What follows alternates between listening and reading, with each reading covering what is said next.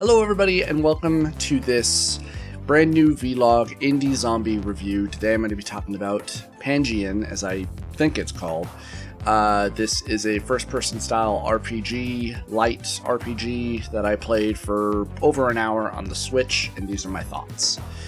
I don't like it very much. The controls don't feel very good. Your character moves a tad faster than when you try to look around. You can change the look sensitivity, but I never found a proper balance. Combat doesn't feel very good, along with hit detection, more especially with some ranged attacks, like for certain enemies or at a particular distance, the bow at times just feels absolutely worthless. And God forbid particular enemies like bats get right up in your face because you can't hit them. In terms of RPG, this game does not feel very well thought out. I mean, the only real effects that I seem to feel from it are, aside from whenever you level up, getting to increase your health or your mana. Mana only comes into play if you're a mage. Strength obviously increases your melee damage, but I think the only other aspect that's affected is maybe luck, because I think that when you break open barrels, that there's probably a higher chance of there being an item in there, potions or food or whatnot, but you can buy plenty of potions and food from the seller. The game did not feel very user-friendly when I first started playing this. It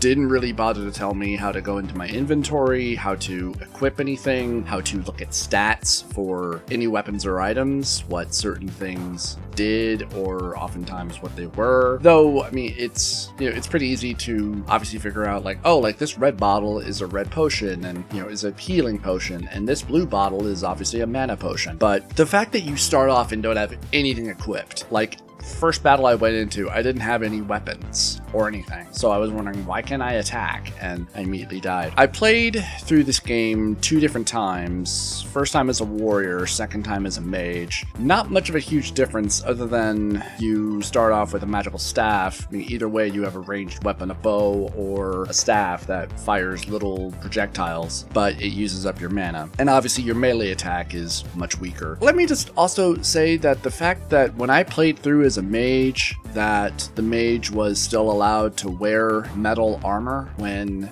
traditionally the mage can't wear armor because it interferes with their magic, but whatever. And that's another thing. The items, or at least weapons and armor, are very limited. There are only very simple weapons, obviously daggers, a sword, I think 2 different types of a bow, one's obviously better than the other, and then only 2 different armor sets, leather and then iron. I think by the time you get to the 3rd dungeon, items don't really change other than potions getting better, healing potions and mana potions. There are also strength potions, but I only wound up using them when I was the warrior. The rest of the time as the mage, I just stood back and just fired my projectiles. And that's another thing too, like when I was playing as the warrior, because this is something that doesn't make sense. So when I was playing through as the warrior and using the bow and arrow at certain times, because hit detection in here can be a tad wonky. Of course, gameplay just doesn't feel good in general. Your character can also jump, but thank God there's no real platforming, because I'd hate to see how that would work. There were quite a few times when trying to use the bow, it was just inaccurate, even though I would be dead aimed at something, but because it was at a particular distance,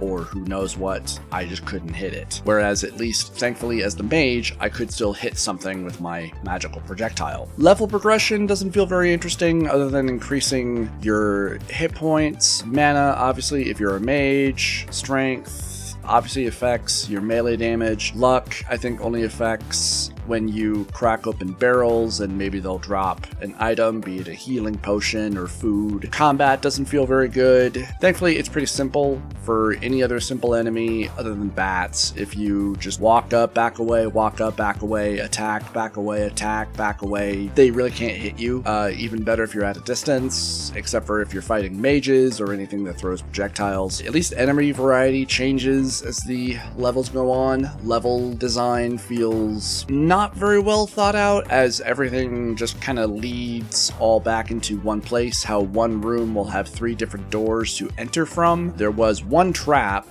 that I encountered during my first playthrough where I was locked in and felt like I was being gassed, but then they were just pumping slimes in, but the doors were locked. Oh yeah, that's another thing. This game does have a lockpick mechanic, but thankfully it's just to get bonus treasures, money that you can just use at the shop, which after the 3rd dungeon, I was just using the shops to just buy more potions, because after the 3rd shop, after you get iron armor, which you can pretty quickly, you don't really need to buy anything else. And hell, I just kept the scimitar that I got in the 2nd dungeon, because any other weapon I found didn't seem to be that much of an improvement, along with the magical staff. First magical staff I got was the first and only one I used and kept, because there's only one other one that does maybe the same, if not maybe less damage, which really doesn't say a lot about the mage, and also says a lot that they didn't put very much thought into this game, into making it that much of an RPG. This is just a piss poor throwback RPG with not a lot of thought, not much love really thrown into it. When I played through it again as the mage and I beat it in under an hour, that was disappointing. Now, I'm not sure if that's because I played it on such a lower difficulty, and more especially that when I beat it, I didn't even beat the final boss. I ran out of mana, and then I was breaking barrels because I wasn't going to try and melee fight him, because last time I did that, I got killed pretty quickly as the warrior. Even though I had half health, he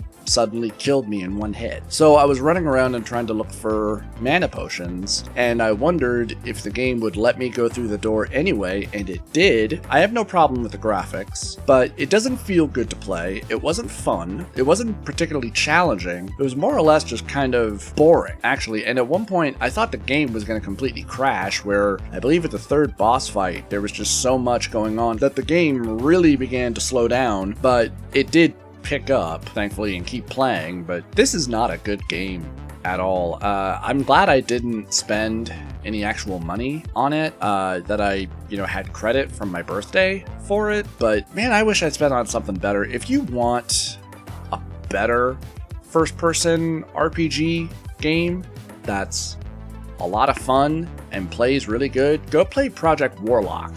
That was a lot more fun than this. Well, anyway, do let me know what you guys think in the comments below. Give this video a like or subscribe if you enjoyed it. I would really appreciate it. Follow me on Twitter for any more updates, and please support me on Patreon if you enjoy my content. I would really appreciate it. Special thanks to my new editor, and I'll see you guys next time.